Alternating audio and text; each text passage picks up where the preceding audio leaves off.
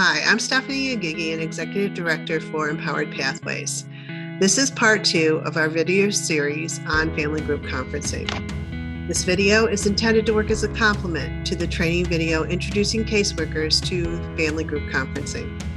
The family group conferencing referral. When agencies and caseworkers are considering a referral for family group conference, they should always be asking themselves some key questions. What is the purpose of this family group conference? Why is a family group conference appropriate for this family? What can the family make decisions around? How can the child's voice be better heard by having a family group conference? And will a family group conference keep the children safe? Just a review of the cases that are appropriate for family group conferencing. When DSS has determined that the children can no longer live at home. When DSS agrees that the children can successfully live at home with supports from the community and extended family. When decisions need to be made about where the children will live and how the extended family can be part of the decision-making process. When the children need alternative care, either voluntarily or by court order. When a parent cannot care for children for a period of time, this may be due to the parent caregiver is going into a residential drug or alcohol rehabilitation program. The parent caregiver is experiencing periodic inpatient care for physical or mental illness, and arrangements for child care are needed. When, due to substance abuse, physical or mental illness, domestic abuse, or some other situation, the parent or caregiver is unable to provide care in the home for the children. When foster or other substitute care has broken down or is no longer appropriate, when a plan is needed to keep the children safe.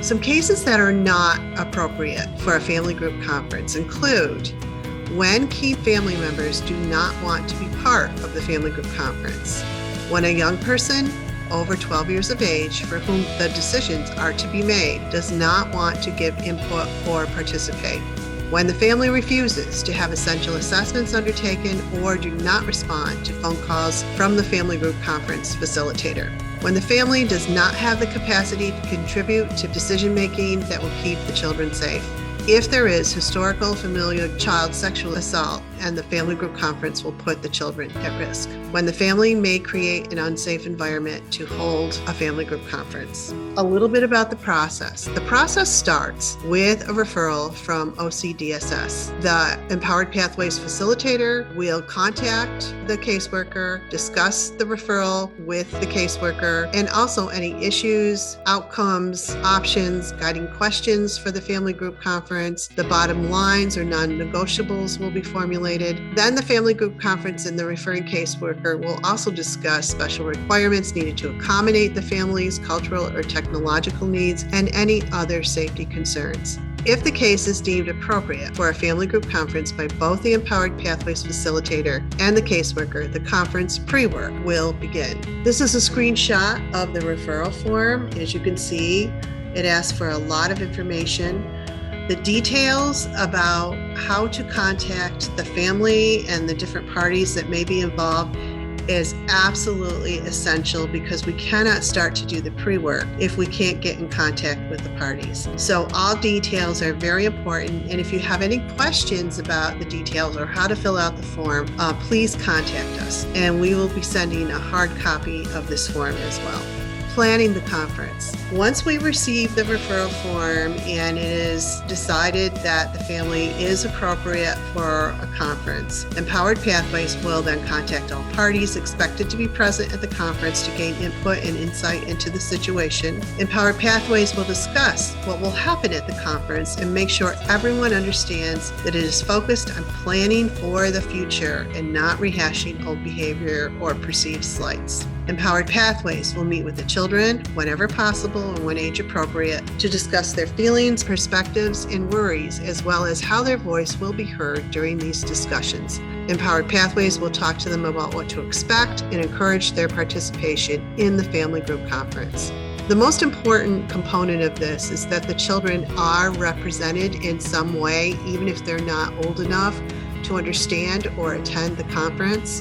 We want the conference to be child-centered, and so reminders of the children must be present, and things like pictures that the children have drawn or photographs of the children, possibly a letter that the children has written to the participants. All of these things will help remind everyone at the conference the reason that we're there, to keep the children safe. Empowered Pathways will assess availability of all parties and set a date that will allow the key members of the family and the service providers to attend. I should also say that it's not just family members who can attend. If there is someone who is important to the family, such as a clergy member or a member of a faith community, or a neighbor who is very close to the family and has been an ongoing, consistent support, they may be invited to participate in the family group conference. Empowered Pathways will obtain a site unless it is agreed by all to conduct the conference virtually, and we will send notifications to all expected attendees. Empowered Pathways will include the ground rules with the notification.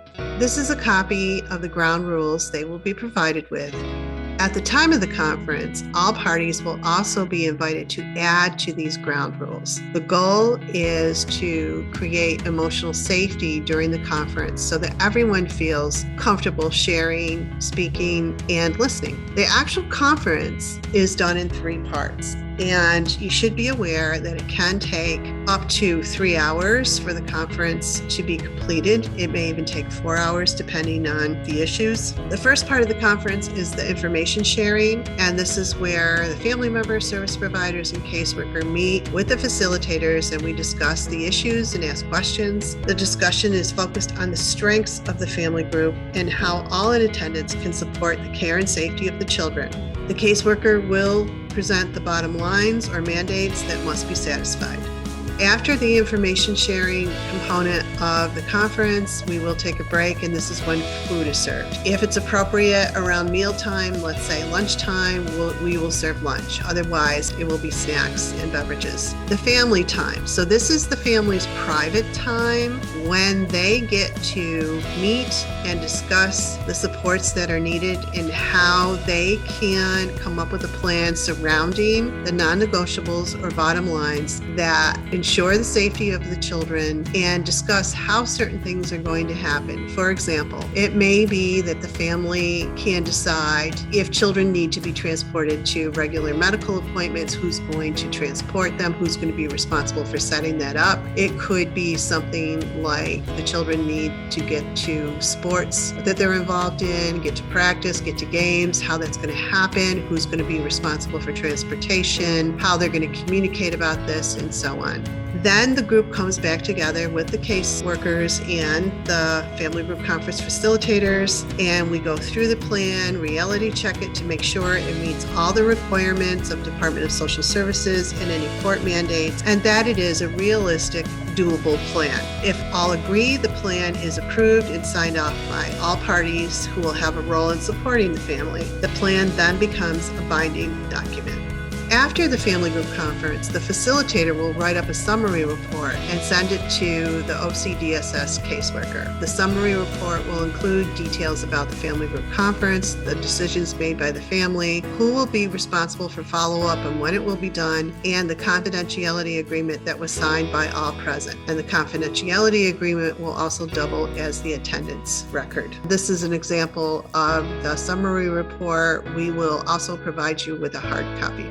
And this goes into detail about who's going to do what and when, so that everyone is clear on the assigned roles and responsibilities.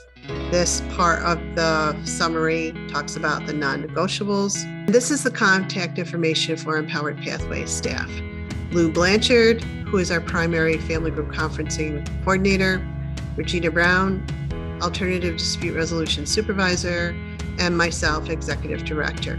While we have 5 individuals who are trained family group conference coordinators, the 3 of us will be primarily responsible for taking referrals and setting up the conferences. If you have any questions about the process, about the types of cases that might be appropriate for referral, or if you have a case and would just like to run it by a coordinator to see if a family group conference would be appropriate, please do not hesitate to reach out to us. Thank you so much, and we look forward to working with you in the future.